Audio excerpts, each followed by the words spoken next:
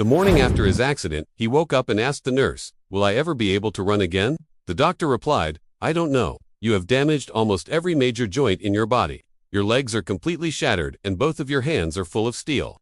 He looked at his mangled hands and down at his legs, covered in bandages and splints. It was hard to believe that just 24 hours ago, he was a healthy and happy young man who loved nothing more than playing basketball. But now his entire body was in excruciating pain, and he couldn't remember the last time he'd felt normal. After 10 hours of surgery, he finally woke up.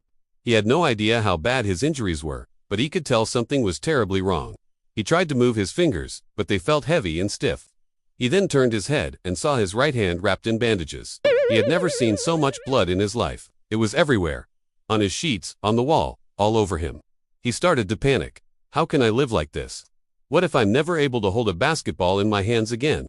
As those thoughts raced through his mind, he began to cry. His mom, dad, brother and sister rushed into his hospital room, each with tears streaming down their faces. "Oh my God," his mom said, rushing over to his bedside. "Are you okay? How are you feeling?" She hugged him tightly. And as she did, he felt a surge of strength. Even though he was in immense pain and laying in a hospital bed hooked up to machines, he knew he was going to make it. He would do whatever it took to recover and be able to walk, run, and play basketball again. "Don't worry, Mom," he said with a weak smile. "I'll be fine. I'll make a full recovery and score the game-winning shot when we play against the Lakers." His mother smiled back, but deep down she wasn't so sure. The doctors told her that the chances of her son making a full recovery were slim to none. They said his injuries were just too severe. But she knew her son was a fighter, and she promised herself that she would support him every step of the way. As the days went by, Kevin's injuries started to heal, but the road to recovery was long and painful. He had pins and plates inserted into his legs and metal rods in both of his arms. At first, just standing up was excruciating. Each step sent jolts of pain through his legs, but he didn't care. All he could think about was getting better and playing basketball again. So he worked tirelessly with the physical therapists, determined to regain his strength and mobility. But after 3 months of grueling therapy, he was still struggling to walk without a limp. He had lost all hope of ever being able to run again, let alone play basketball. He spent countless hours watching old game tapes, trying to find some inspiration.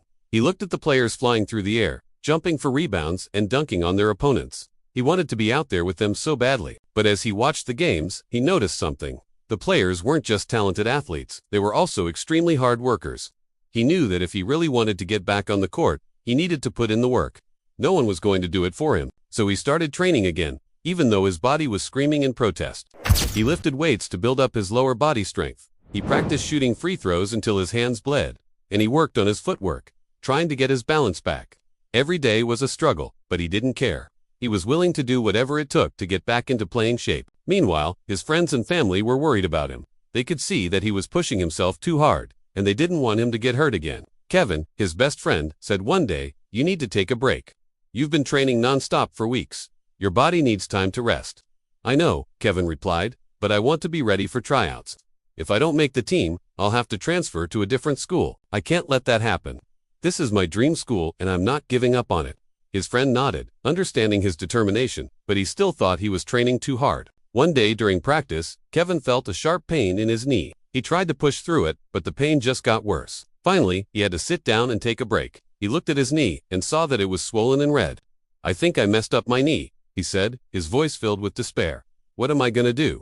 His friend put his arm around his shoulder. "You need to listen to your body. Man, you can't push yourself too hard. You already pushed yourself harder than anyone I know. Now you need to take it easy and let your body heal." Kevin sighed. He knew his friend was right, but it was hard to accept. All he wanted to do was train. He spent the next few weeks resting and rehabbing his knee. He was frustrated and bored, but he knew he had to take the time to heal. He didn't want to mess up his recovery. Finally, the day came when he was cleared to train again. He was so excited. He ran out of the doctor's office and headed straight to the gym. When he arrived, his friends were there waiting for him.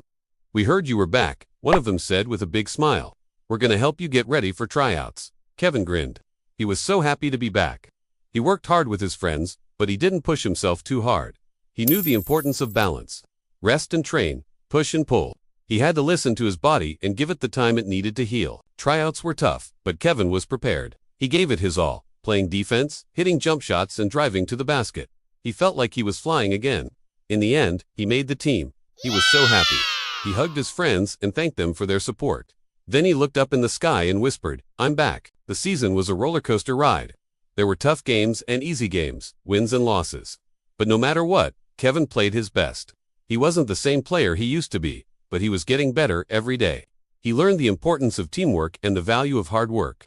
He also learned that basketball wasn't everything. He had other things to focus on, like school and his health. One day, while walking back from practice with his friends, Kevin stopped to tie his shoe. As he bent down, he felt a sharp pain in his knee. He tried to stand up, but his knee buckled. He fell to the ground with a thud. "Oh my God," he said, his voice filled with panic. "I think I messed up my knee again." His friends rushed to his side. "Let's go home," one of them said, helping him up. At the doctor's office, they confirmed his worst fears.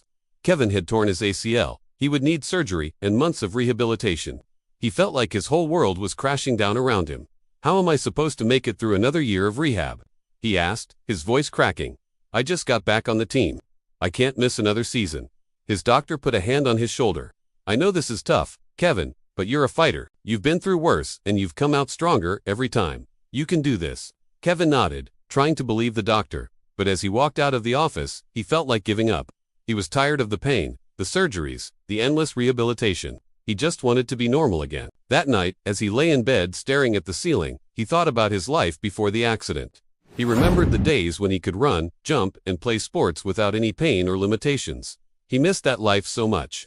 He closed his eyes and made a wish. "I wish I could go back in time and prevent the accident," he whispered. In a flash of light, he found himself back in his car. He was just minutes away from the accident that changed his life forever.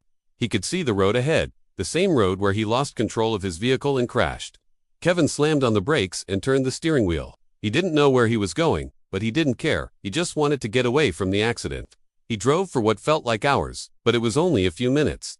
Finally, he stopped the car and got out. He was shaking and sweating, his heart pounding in his chest. "I can't believe I just prevented the accident," he said, his voice trembling. "I actually have a chance to change my life." He took a deep breath and tried to calm down. He knew that he needed to make some serious decisions. He couldn't go back to his old life. He needed to do things differently. Kevin decided to take a different route home. He wanted to avoid the road where he had the accident. As he drove, he thought about all the things he would do differently this time around. He wouldn't drive recklessly. He would take care of his body, and he would cherish every moment. All of a sudden, he heard a loud bang. He swerved to avoid hitting the object in the road, but it was too late. His car spun out of control and crashed. Kevin was thrown through the windshield and landed on the pavement. He could feel the blood streaming down his face, and the pain in his legs was unbearable. As he lay there, looking up at the sky, he realized that he couldn't change fate. He was destined to suffer. No matter what he did, he would never be the same again. With that realization came a strange sense of peace. He had done everything he could to prevent the accident, but ultimately it was his destiny. He had faced his fears, overcome incredible odds, and never given up hope. He had shown incredible strength and resilience. And no matter what happened next, he knew that he had lived a life full of courage and determination.